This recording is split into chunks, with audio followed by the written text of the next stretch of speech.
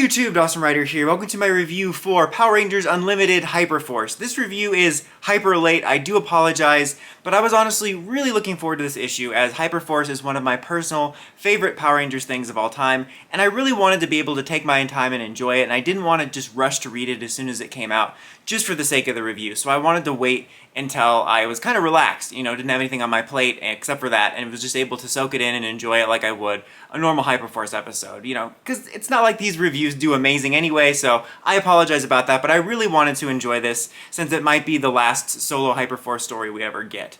But let's dive into it. Like, if you didn't know, Hyperforce was an RPG series. I'm sure you're familiar with certain shows they have around the internet. Lots of ones that'll do long-running D&D campaign shows that have a storyline because that's what it's like to play D&D. And they did one for Hyperforce, for Power Rangers, during the Saban Brands era that was canon to the Power Rangers multiverse. We even got numerous actor cameos. Unfortunately, it was never greenlit for a season 2, but this issue picks up after the finale, sort of reconciles the finale by tying it into the current events of the Power Rangers comic and folds the Hyper Rangers into the events of that, and will hopefully give them some resolution by the time this event is done. So overall, this comic was really great, and if I'm being honest, in my heart, it's a 5 out of 5 just because I loved seeing it so much and I thought it was so well done. I am going to give a different, more objective score at the end, but I think they do a pretty good job of reconciling the two stories, because at the end of the series, and they do catch you up on this, they give you a brief catch-up of everything you need to know, basically the Cliff Notes, and I think it mostly works. I don't think people will be too confused. This really isn't any different than being introduced to Rangers from alternate worlds like the Coinless. In fact, I think these two Unlimited stories go really well together, and the fact that they're kind of have this idea of introducing two teams from different universes that are being folded into this larger event. And that's kind of what it feels like. And in fact, you arguably might be a little bit less confused by the general just baseline plot they lay down at the finale, because there was some more questions that I had and have knowing more details about the series. You might be confused by some of the references and the places they go, but nothing that's gonna confuse you for the overall story. But where they left off was effectively their main villain of the series, the Alliance leader, who we thought was Thrax but was actually working for Chloe's dad, the Pink Ranger, wanted to stop the Z-Wave, so that because he believed that that was an aberration and that was ruining the timeline, and the correct version of the timeline did not include the Z-Wave. So they saved Zordon and stopped the Z-Wave from happening, resulting in a post-apocalyptic timeline. The Hyperforce Rangers return to a post-apocalyptic timeline where you have Jen Scott's fighting in apocalyptic gear and whatnot at the end. And they basically give you the Cliff Notes on that. And the thing I was confused about was, at the end of the series, the Hyperforce team was all together, and they were heading off to go fix the timeline. I'm going to forever mourn the potential second season of this, as I think it had a lot of potential. Just the idea of visiting an altered timeline, especially since they got guest stars, the idea of possibly bringing in other Ranger actors and visiting alternate versions of characters we know would have been so cool. It would have made for such a cool Power Ranger story. But regardless, I was just slightly confused because we do that thing where there's been a time jump and the team is now separated. And I can be kind of a sucker for those type of stories where they now have to go around and re-recruit everyone, which is a lot of fun. It also definitely gives that vibe you get from a previously canceled TV series or movie that gets revived, and then when it comes back, you kind of have this awkward status quo change because you have to shift things around for the new narrative.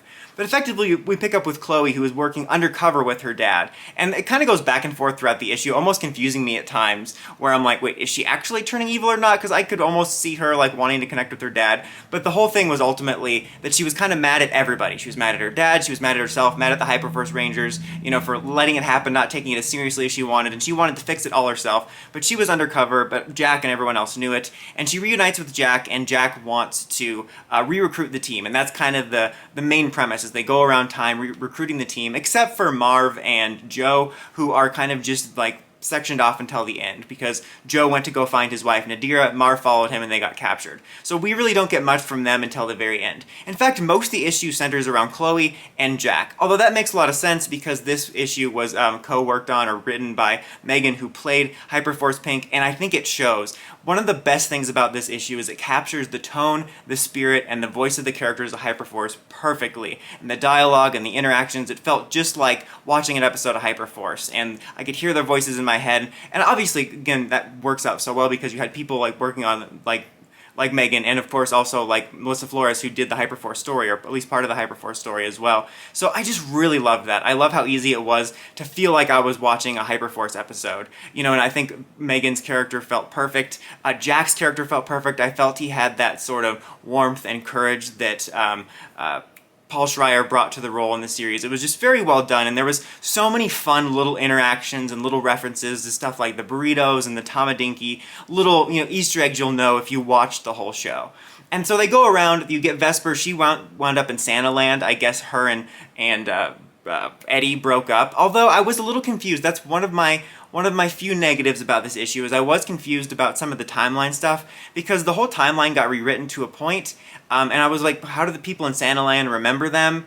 Because didn't the timeline change? But I guess that maybe they could have visited Santa Land. I don't remember what year they did. I probably should have looked that up. But it's possible they visited that Santa Land before the Z-Wave, but I was a little bit confused by that, and like later Joe mentioned that Nadira knew something about Mistress Vile. I'm like, so Nadira's timeline wasn't changed? I guess I'm going to headcanon that for now, is that she is immune to timeline changes or can remember them, just like the the Time Force Rangers can remember the original timelines before they change things. But there was some inconsistencies there, because after the Z-Wave, the entire timeline has been changed. Obviously, the Hyper Rangers are kind of time remnants. They're time remnants. Time remnant shenanigans, because they were in the hyperstream and kind of exist outside of time.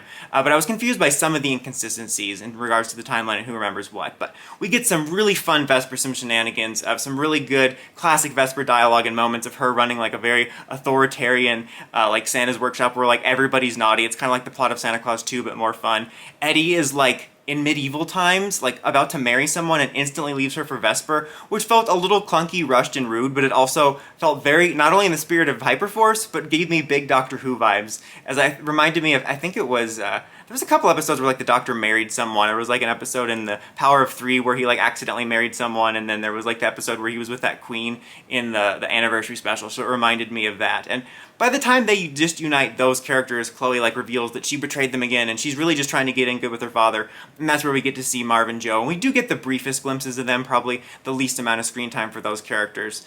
But that's when we find out how everything's tied together, that now her father is working with Mistress Vile and Dark Spectre for larger goals. His original motivation, which actually was really interesting, about like the idea that the Z-Wave was not meant to happen and it was an abomination to the timeline, but now he just wants to rule the multiverse like all the other sickos. And they wind up escaping, and it's kind of one of those bits of like, her dad's like, the only family you have here is me, and then the Hyperforce Rangers are like, no, we're her family, yay. And like, there was a really good capturing, I think, of the dynamic of the cast in this, and the family dynamic of that, which I really liked.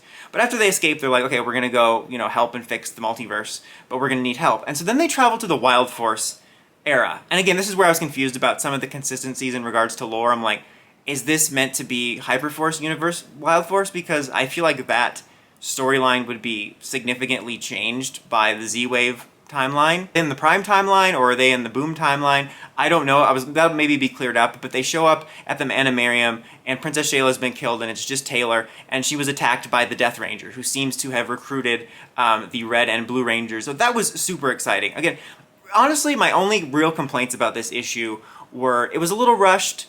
And this is kind of more of a meta complaint, but I'm very disappointed that we're probably going to lose the potential of exploring this alternate Hyperforce world.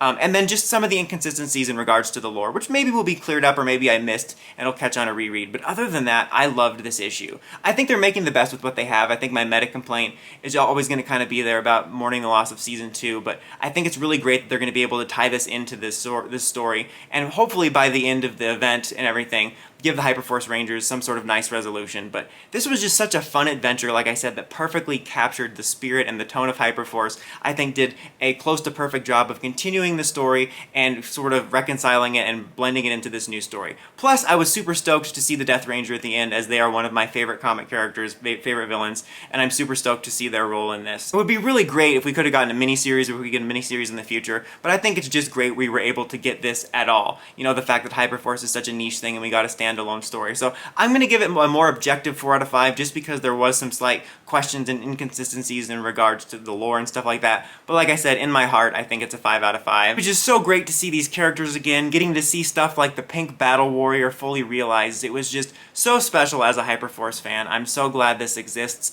I definitely can recommend it. I think you can still enjoy it, honestly, as a standalone thing. And even though it obviously contains spoilers, they're not really spoilers anymore. It obviously contains spoilers for the end, but I think that this might be a good test if you would enjoy the Hyperforce characters. But that's about it for this one, guys. Let me know what you thought of this issue in the comments, as always. Until next time, don't forget to like, comment, subscribe, and climb the steps and ring that bell so you get notifications for my videos. Dawson Ryder, signing out.